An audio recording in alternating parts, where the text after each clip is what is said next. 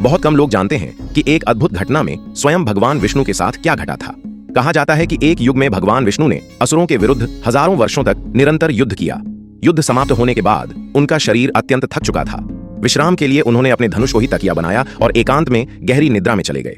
उसी समय देवताओं ने एक विशाल यज्ञ करने का निश्चय किया। यज्ञ के लिए सभी देव वैकुंठ पहुंचे, लेकिन वहां भगवान विष्णु उपस्थित नहीं थे। यह देखकर देव चिंतित हो उठे। तब उन्हें झांत हुआ कि विष्णु जी एक निर्जन स्थान पर विश्राम कर रहे हैं। सभी देवता वहां पहुंच गए।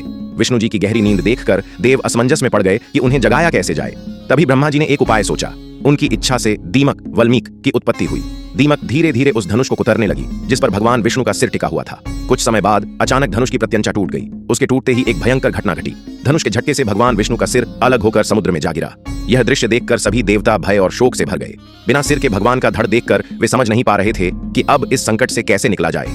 तब ब्रह्मा जी ने वेदों को आदेश दिया कि वे आदि शक्ति भगवती दुर्गा की स्तुति करें।